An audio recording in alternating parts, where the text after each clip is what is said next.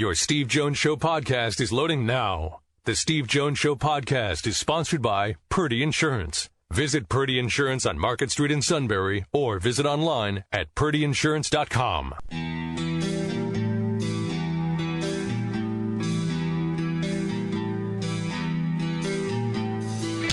Sports talk where your voice counts. This is the Steve Jones Show on Newsradio 1070 WKOK. Now from the Sunbury Motors Studio, here's Steve Jones. Sunbury Motors, 4th Street in Sunbury. Sunbury Motors Kia, routes 11 and 15, and Hummel's Wharf. And today's show brought to you by Purdy Insurance, Market Street in Sunbury. Go to purdyinsurance.com. Whether it happens to be auto, home, life, business insurance, they have experts there that will take care of each for you. You have questions, they'll get you the answers, the right answers that you need. If there's a claim, they jump right in as if it happened to them. They're your partner. The customer comes first. And they'll always get you the best price on insurance. That's Purdy Insurance, Market Street in Sunbury. Go to purdyinsurance.com. In a few moments, Matt Leon from Philadelphia on the Eagles-Redskins. But first, our play-by-play call of the day. Jalen Hurts off the bench in role reversal and getting it done. Just inside the 16, quarterback draw, Jalen Hurts, touchdown!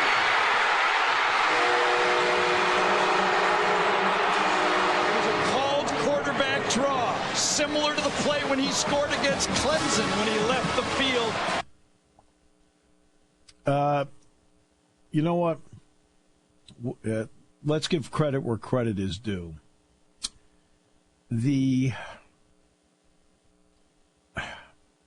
We're in an era where the second something goes wrong for somebody, they move on to something else. Kelly Bryant at Clemson's a good example of that. And I'm not here to be critical of Kelly Bryant. He's got to do what's best for him in the end. But sometimes that's the easiest solution. Doesn't always mean it's the best solution. Now, moving may be the best, but it's not always the best solution. Jalen Hurts, the world kept saying, okay, he's lost the job to Tua Tagovailoa. He's leaving. Didn't leave. Kept playing. Well, he'll play 4 games, and it's a theory I brought up earlier in the season. Play 4 games. And then he'll leave and still have a year of eligibility left. No, stayed. And when they needed him, he was really good. Credit where credit is due. Across the board and everything. One quick note. The Phillies are getting Gene Segura from the Mariners. They're going to give up J.P. Crawford and Santana.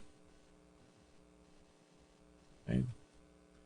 This is not just a good trade. This is a great trade for the Phillies. And this is what you get. Okay, let's talk about what you lose. You lose a competent first baseman that's decent around the bag and is good at the plate. You lose a shortstop who can't hit to save his soul. Is a good fielder. In return, you're getting a really good fielder who is a really good offensive player who does not strike out. And players with 600 plate appearances or more, Segura is 3rd in fewest strikeouts. He gets the bat on the ball. The next part is a domino. You now can take Rhys Hoskins and move him from the outfield to his natural position, which is first base. Hoskins was at the bottom last year defensively in the outfield with runs allowed. Now at first base, his natural spot, he'll play well there. Segura will play well at shortstop, and you'll also have a better defensive player in the outfield that's a more natural outfielder than Hoskins. So there's a domino effect there. So that's the Segura trade. Really, really like it, the one the Phillies are making with the Mariners. Really like it. Okay, Let's bring in Matt Leon. It's going to be the Eagles and Redskins coming up tonight. And, Matt, as always, we welcome you. Great to have you with us. Good to be with you. All right, let's get to this one. I talked about changing dynamics. Give me an idea for the Eagles what they have to be thinking about now that Dallas is in that 7-5 spot.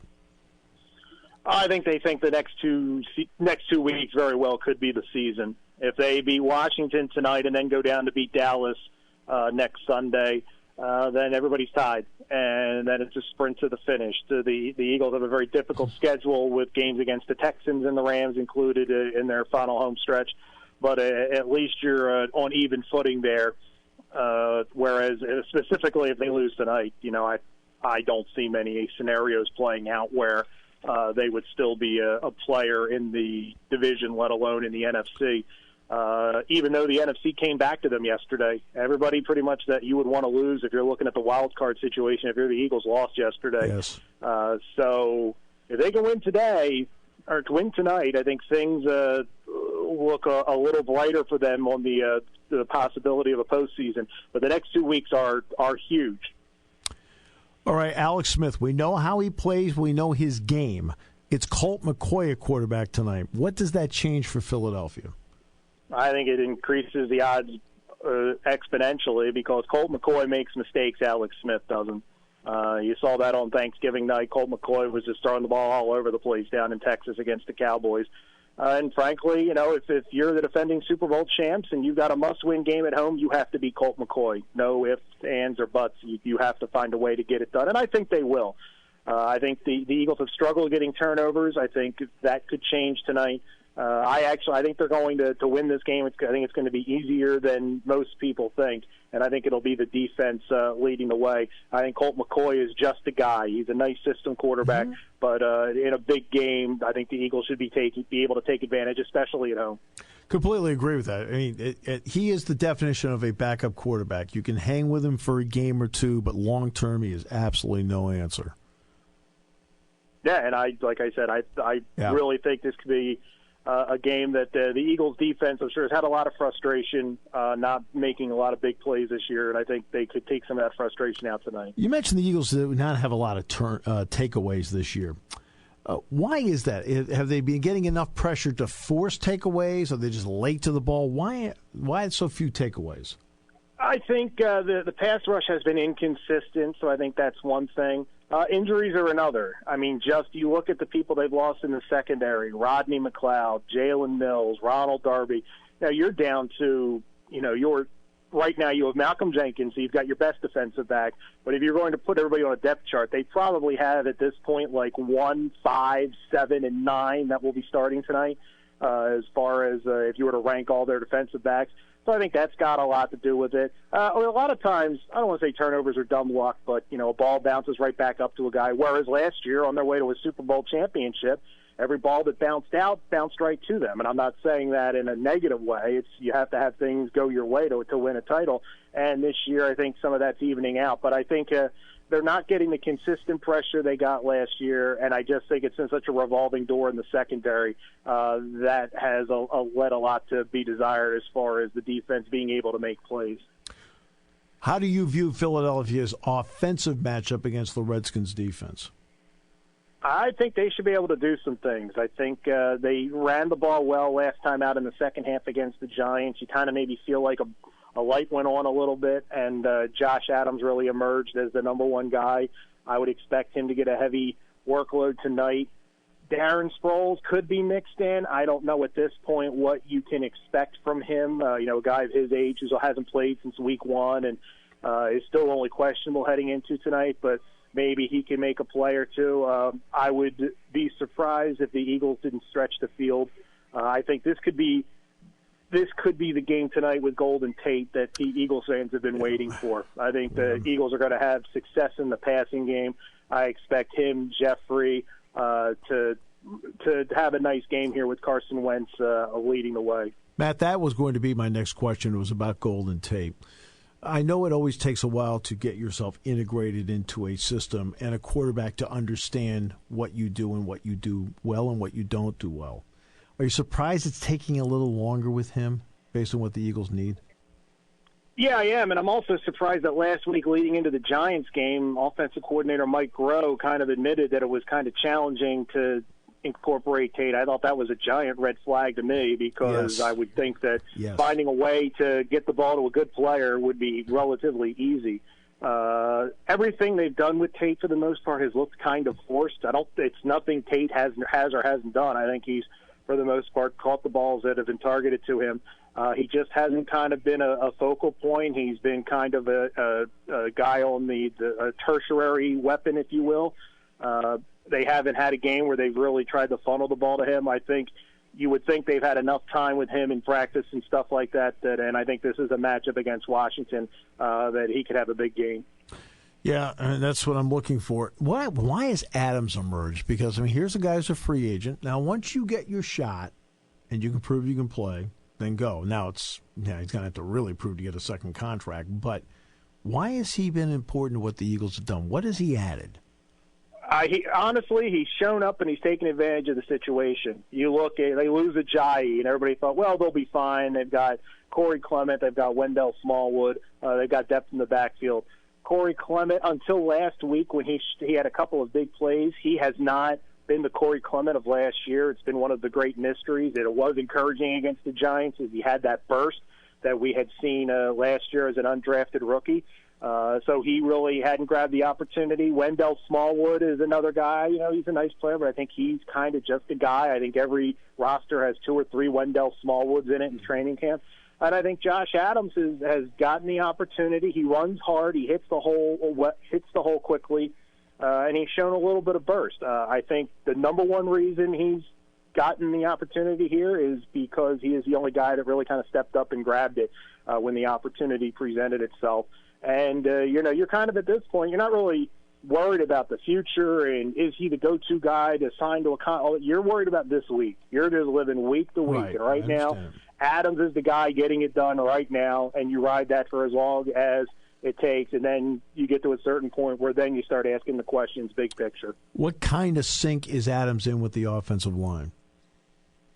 Pretty good. They've the second half last week against the Giants was very encouraging. Now, take it with a grain of salt. It's the Giants. They have, even though they've won 3 of 4 and they only lost to the Eagles, they have struggled for the most part this year. But the Eagles really dominated that game in the second half up front, and it was because Adams and the offensive line really dictated the pace of the game, kept the ball away from the Giants.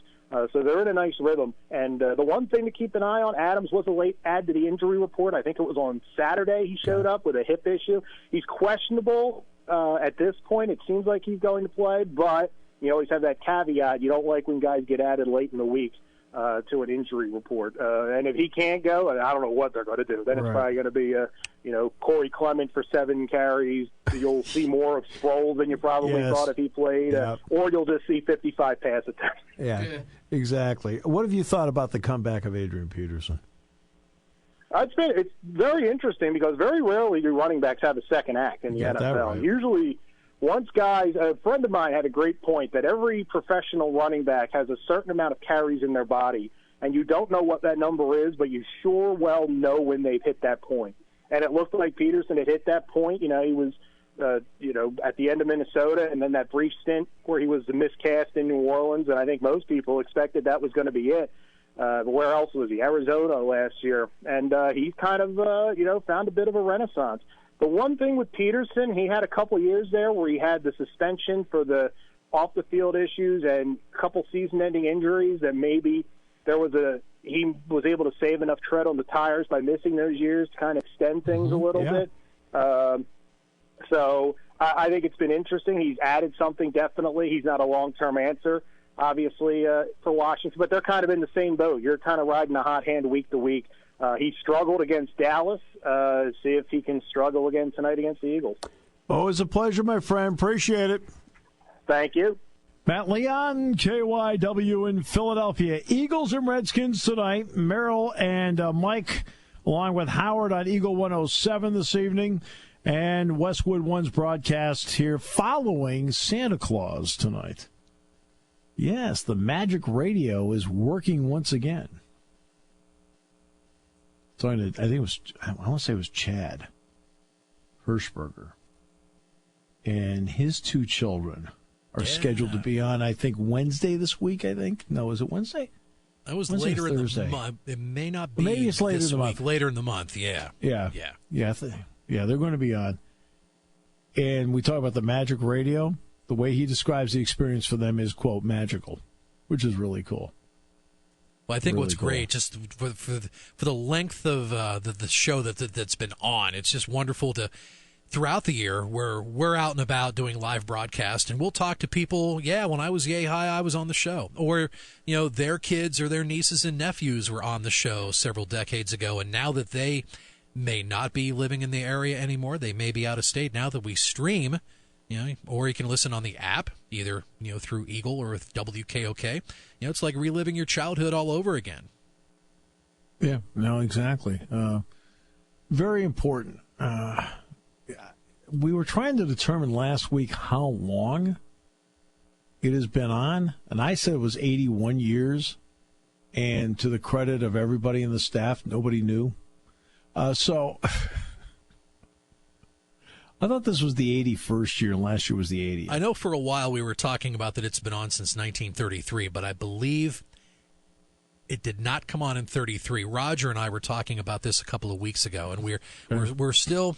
He had it pinned down. He knew the name of the gentleman that started the show here on WKOK. He told me the name, but the year was kind of fuzzy. So it may not have been 33. It may have been a little later in the decade. It was Chris Kring, began with a K. Oh, okay. Chris K. Kring. The heck was that guy's name? Yeah. It's in Sweden they have these round coffee cake deals. It's called what the heck are those things called? It's Chris Single Wingle. I thought it began with a K. Jingle Mingle. Yeah.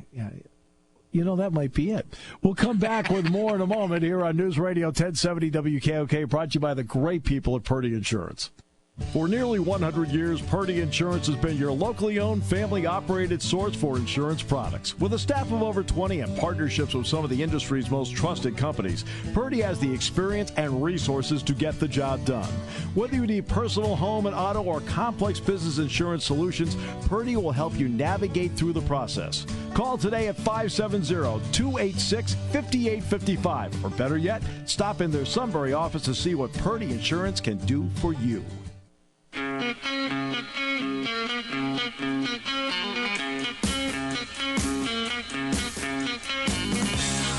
Today's show brought to you by Purdy Insurance. Market Street in Sunbury, go to PurdyInsurance.com. Purdy's have served this valley for decades. Now, how do you end up serving an area for decades? You have to be really good at it. In other words, you have to treat your customers as if they're the most important individuals on the face of the earth. Of course, along with your employees, obviously.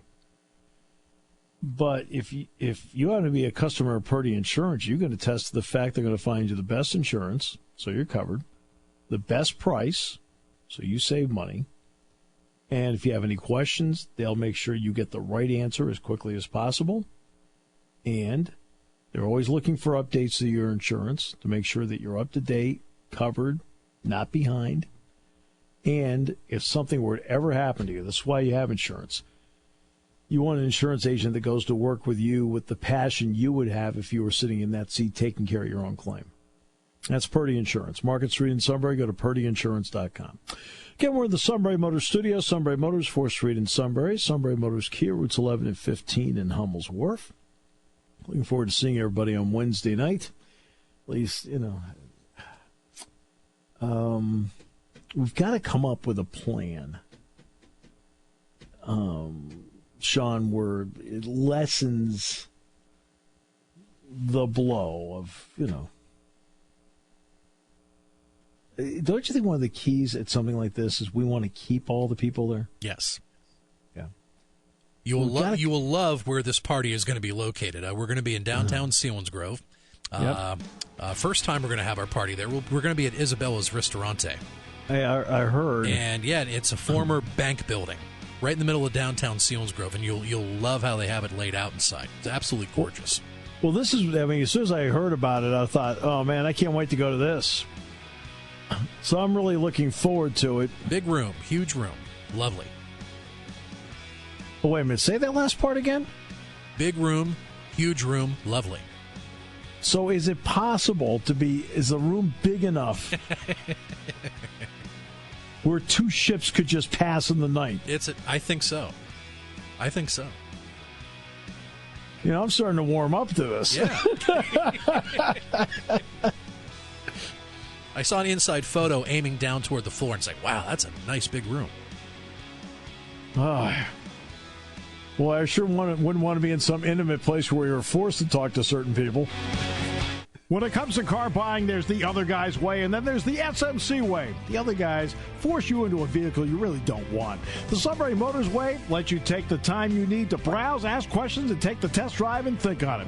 For over 100 years, the Mertz family and all their employees have made your experience the most pleasant one you'll ever have. The other guys won't offer you the best price for your trade, no matter how much they say they will. The SMC way is their promise to provide you with the most money the market shows your vehicle is worth. The SMC way is to offer you all applicable factory rebates on new vehicles and generous discounts. Looking for a pre-owned vehicle? The SMC way checks each vehicle with a 200-mile radius to determine the lowest price, then beat it. It's the lowest price promise, just part of the SMC way. The choice is up to you. The other guy's way or the SMC way. The SMC way wins every time. Sunbury Motors Company in the North 4th Street Auto Plaza, Sunbury, and at sunburymotors.com. Selling more cars and satisfying more customers for over 100 years. Taking your calls at 800-795-9565. This is the Steve Jones Show on Newsradio 1070 WKOK. Now, from the Sunbury Motors Studio, here's Steve Jones. And today's show brought to you by Purdy Insurance, Market Street in Sunbury. Go to purdyinsurance.com. Why? It's easy. They're the best in the business. Auto, home, life, business. They'll find you exactly the insurance you need. They'll update it when need be. They're always looking for all the trends. They'll also get you the best price possible. And if you have a question, they'll get you the right answer as quickly as possible. And if you have a claim, they will jump in as if it happened to them. It's Purdy Insurance, Market Street in Sunbury. Go to purdyinsurance.com. I'm in the Sunbury Motors studio. Sunbury Motors, 4th Street in Sunbury. Sunbury Motors, Kia routes 11 and 15 in Hummel's Wharf. All right, several items with the NFL. Number one, the Thursday night game between the Saints and the Cowboys, the highest-rated Thursday night game ever. Sunday night football ratings are up, yet ad revenue for the year in the NFL is down. Okay. College football ratings, everything is up. Michigan, Ohio State, highest-rated Fox regular season game ever. Georgia, Alabama, 26% ahead of where it was for the same game a year ago when Auburn played Georgia. I mean, all the trends in college football are up, up, up. Aaron Rodgers will be looking for a new head coach, but there are reports that he had zero, despite what people are assuming, he had zero to do with Mike McCarthy being let go. They say it really came down to two people making the decision. And if you recall, I mean, the Packers have a Mark Murphy as their CEO, and he and Brian Gutekunst are probably the two people that made the decision and had nothing to do with it. If I'm sitting there in Green Bay and I'm looking at my situation, you know who the first guy is I would like to go and talk to? Josh McDaniels with the Patriots. I've got a quarterback in Aaron Rodgers. And I've got a situation in Green Bay, okay, where it's not I know it's Indianapolis at the time he interviewed with an injured Andrew Luck, but there's a big difference between Green Bay and Indianapolis, with all due respect, and a big difference with a healthy Aaron Rodgers versus Andrew Luck. I think you could entice Josh McDaniels to leave and go to Green Bay. He'd be the first guy I'd talk to. At some point,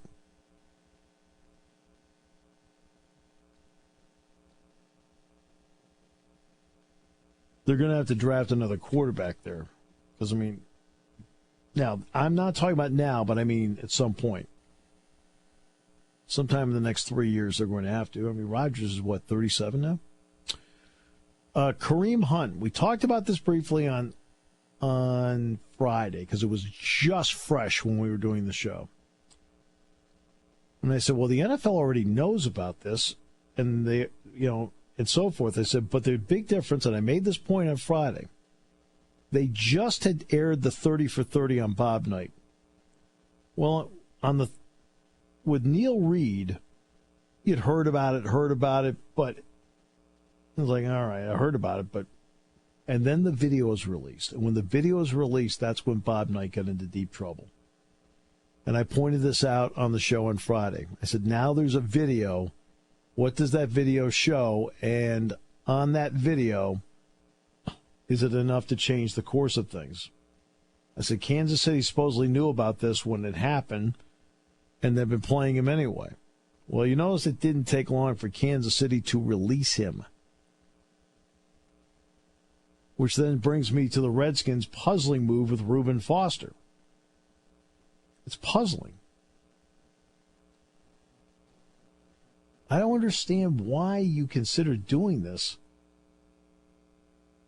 Now, before I guess my understanding is, you can tell me if I'm wrong about this, that the original complainant against Reuben Foster was somebody who constantly claimed such things, and more often than not may not have been true. So obviously that worked in Foster's favor. But then a second incident happened with a second woman, and now you're like, oh, okay, hold on. And yet the Redskins still signed him.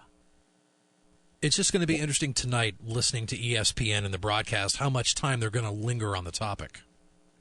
Again, now he's not playing tonight, right? He's not playing. He's out, right? I don't think he's off a list yet, is he? He agreed to remain on that list, yeah. Yeah, okay. On the exempt list. I want to get back to something that I think where broadcasts have gone way off the rails. That is a great topic for the pregame show.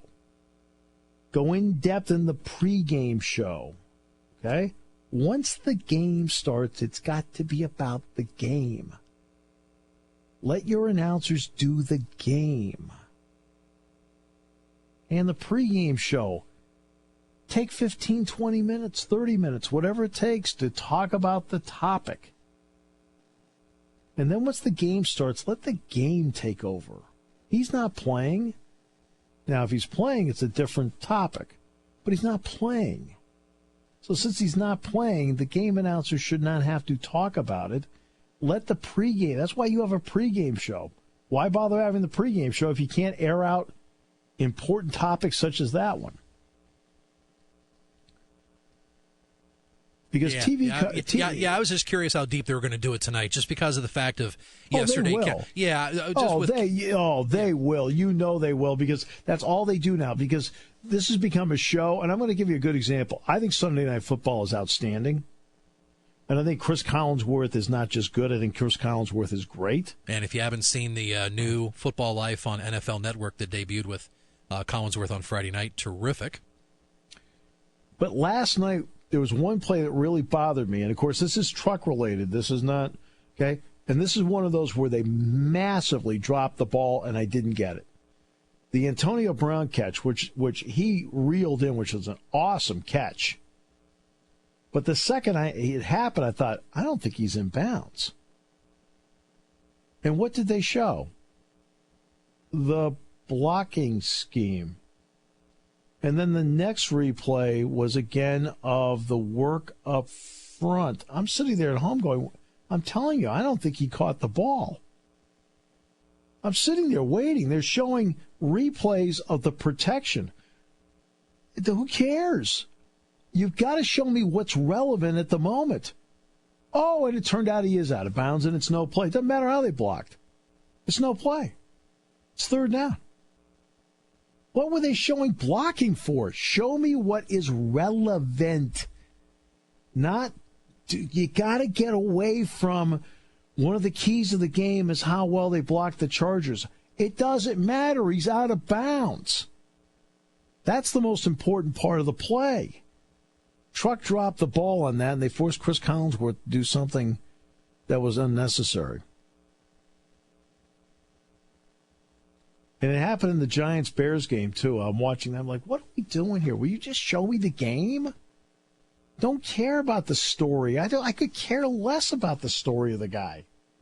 Okay? I want to know if he caught the ball and got a first down. You know, and I got to thinking about the Reuben Foster thing and how much they would focus on it tonight. I just remembered yesterday, Countdown was hyped about, getting that first official interview from Kareem Hunt after the whole story went down. Yeah, which Lisa did. Yes. Yeah, Lisa Salters did, yes, Penn State grad. So I was just thinking they probably would have spent a lot more time on the Foster story yesterday hadn't it been for the Hunt interview with the exclusive they had. Yeah, well... So I wonder if they'll parlay into how much they'll dive into the Foster topic tonight. Again, if they took the entire pregame show and talked about it, I wouldn't care. But once the game starts, do the game. Yeah, tonight pregame starts at 6. They can talk about it as much as they want. I mean, you've already got 2 hours and 15 minutes of programming dedicated to setting everything up. Do it then. Give compelling opinions. Give some reasons why. Right? But once the game starts, okay, now it becomes the game. And it's about the people playing the game, not who's not playing the game. One point in the telecast, they won't spend a lot of time on it tonight's halftime. Yeah, they got to run that pre-recorded music video halftime show that that ESPN's been doing the last couple of months. And a lot of people have been, granted, I mean, they've got a sponsor for it and they've got a reason for it, but no. Yeah, but they've been running these music videos and they're doing product placement inside these music videos of the sponsor of the commercial-free halftime show. Well, to their credit, I don't watch any of them. Okay, here we go. Now, I was talking earlier about the college football playoff. And do I think they got it right? Yes. But if I'm picking the 4 best teams, Georgia's one of the 4 best teams. But they have 2 losses.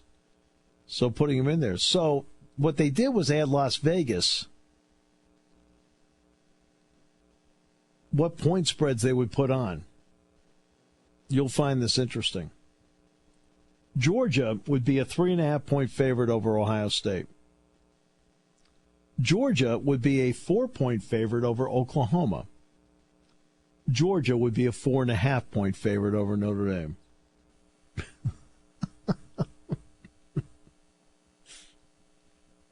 Again, what does the College Football Playoff Committee, what are they really good at? Doing easy. They're really good at doing easy. They're not very good at the hard decisions. Well, we think these are the 4 best teams. Okay, I just watched the Alabama. I didn't watch that. By the way, I didn't watch Alabama, Georgia. I didn't see a second of it. Because they were like, why aren't you watching games? Because I'm doing a game at the same time. Remember, our game was with Maryland was supposed to be at 1 o'clock on Saturday. But because Northwestern was playing football in the Big Ten championship game, and Northwestern had a game at Indiana, they flip-flopped Penn State, Maryland, and Indiana, Northwestern. So the Northwestern fans could go to the basketball game in Bloomington at 1 and have the ability to drive to Indianapolis to go to the football game as well. So I didn't see it. But I think it's actually easy to say Georgia's one of the 4 best teams. In fact, they probably are the number 3 seed in reality. And I'm the one that said Alabama would beat them by 10. I said they would beat them by double digits, and they would do it easily. I said that on Friday. I was wrong, obviously.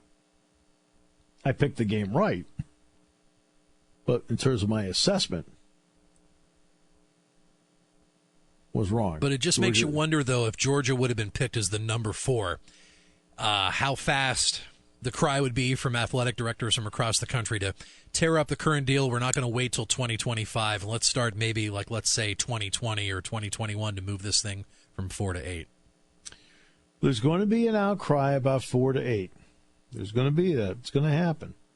Again, what did you end up with? Again, this because there's no uniformity in this. There's no uniformity. They need to then start promoting at least a level of uniformity. Either everybody plays 8 conference games or you play 9. One or the other. I think they should tell everybody they need to play 10 Power 5 teams.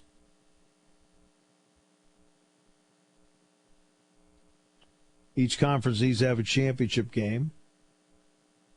Oh, and by the way, you're not in the conference? Tough. You're out. It's as simple as that. Notre Dame gets too many. Again, Notre Dame got really, really lucky with its schedule this year. In 2016, if we're sitting there in 2016, and we're looking at the 2018 Notre Dame schedule like, oh my goodness, I've got Michigan, Florida State, Stanford, USC, Virginia Tech. Holy mackerel, look at that schedule. That's 2016. What a difference 2 years makes. The win over Michigan, great win. Stanford, USC, Virginia Tech, double Florida State, triple, Those 5 games, only one really good win. The other wins are, so what? They're not great wins. They're wins, but they're not great wins. It's amazing how that worked out. We'll wrap it up in a moment on News Radio 1070 WKOK.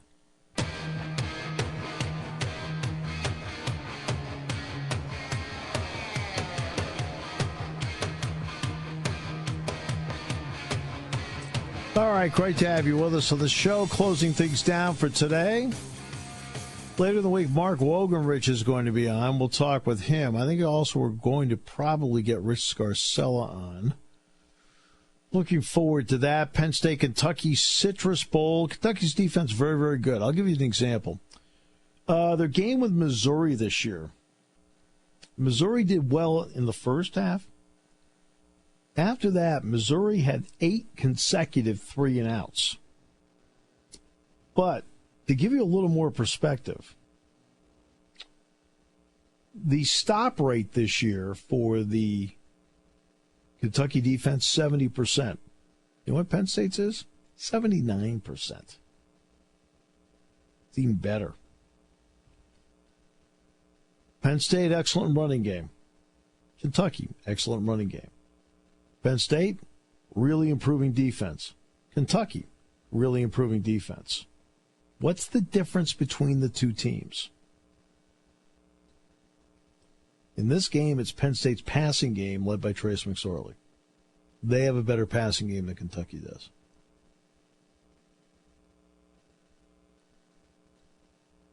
That'll be New Year's Day at 1. We'll be on beginning at 11:30 that day.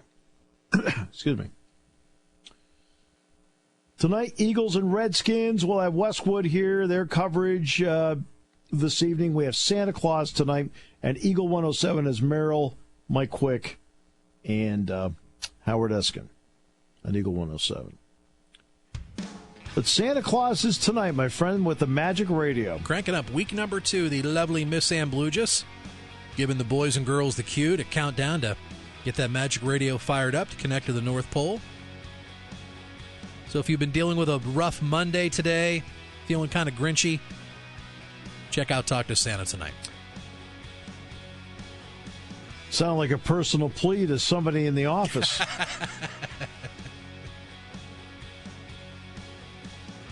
Kinda, yeah. Wasn't meant to be, but you're right. Well, say you've been a person that constantly feels like they're putting out fires. Yes. That's our guy. No, that's our guy. That's our guy. Maybe we could create a crisis Wednesday night at the station. This will need your attention until about 8 o'clock. Didn't say it had to be real. You're listening to News Radio 1070 WKOK Sunbury. You can hear us anywhere in the world with the Sunbury Broadcasting Corporation app.